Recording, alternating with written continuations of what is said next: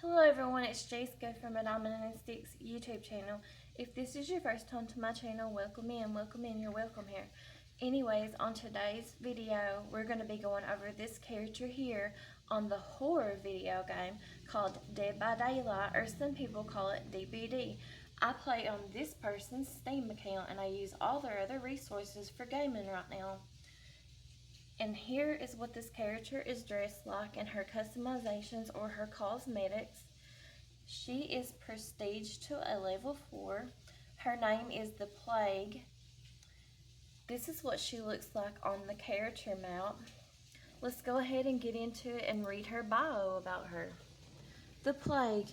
When she was 5 years old, Adirius, the youngest of a family of 7, was left on the brick red burning steps of the Temple of Paragashan at the center of Babylon.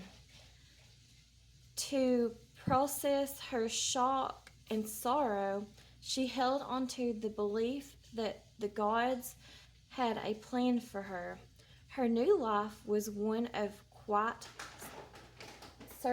servitude.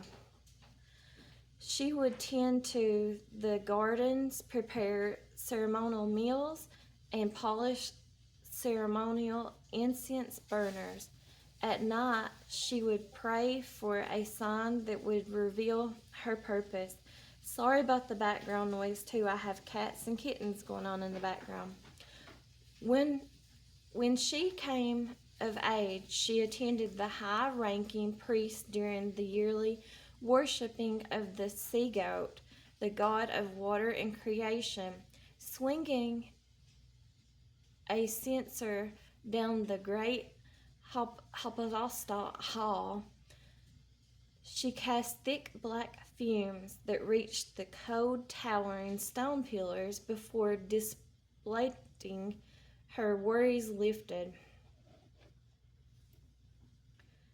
and the resulting bliss made her feel closer to the gods than ever.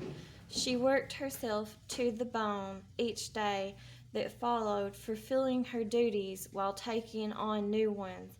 As she aided the priests during purification rituals, the priests were more in need of assistance. Cleansings were being performed daily to answer the demand from outside the high temple walls, where a catastrophic plague had resurfaced. Within months, the priests contracted the disease. It did not take long before they became too weak to perform any kind of ritual. Adirius, having assisted many purification rituals, was the only one able to carry on. The swelling panic had to be contained, even if by a novice. Anxious before her first ceremony, Adirius visited the priestess' sanctuary chamber. When she lit the candles, she noticed a narrow opening at the back. Sliding through the gap, she reached a crypt hidden under the sanctuary. The chamber was bare except for the golden statue of a woman who stood with outstretched hands, her fingers covered in jewels. It was the sign Adirius had been waiting for. The great hall was packed with followers who bowed down as Adirius entered. She strode to the brick altar and grabbed a ceremonial dagger forged in silver, her ruby-ringed fingers wrapping around the blade like claws. The sudden display of luxury intrigued the followers, who were struck already by her youth and beauty. As she began reciting the epic of creation, a woman at the back swooned and collapsed. Adirius rushed to her and noticed the black blisters covering her feet. Without hesitation, Adirius grabbed her sacred blade and swung it at her own foot. severing a toe. Then she offered the bloody part to the gods, asking them to protect the woman. A silence fell over the followers, who revered Adirius as their new priestess. Tales of her wealth, beauty, and devotion began to spread across the city as quickly as the disease. Soon Adirius's followers called her the High Priestess of Babylon. But her faith was tried when she showed the first signs of infection. Her cough began a mix of phlegm and blood. Her neck erupted in abscesses, and her four-toed foot darkened. Ashamed of her condition, she began wearing a veiled headpiece and carried a censer that masked the rancid smell of a sick that clung to her skin. Hoping to be saved, she kept performing the rituals, offering blessed water and food to her followers. But no ritual could save her. In a desperate attempt to appease the gods, Adirius banished herself from the city.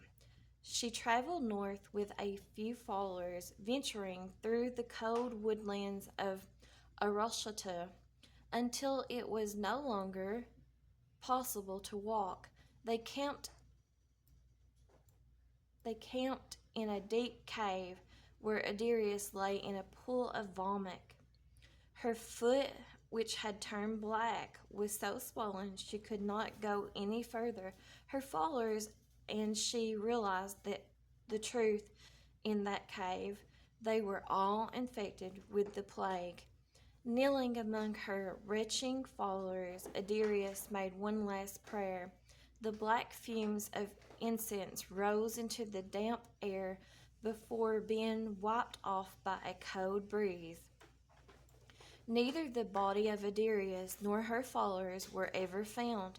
Many told tales of her return, but no one truly knew what fate had befallen the high priestess of Babylon. So that's her backstory. Now let's go into her perks. She has corrupt intervention. It's very rare because it's in the purple. Your prayers invoke a dark power that meddles with the survivor's chances of survival. 3 generators locked furthest from you are blocked by the entity for 120 seconds. At the start of the trial, survivors cannot repair these generators for the duration. Affected generators are highlighted by a white aurora. Corrupt interventions deactivates when a survivor enters the dying state. It shall be known across the land that the gods cursed the unfaithful. The Tablet of Adirius 3.7.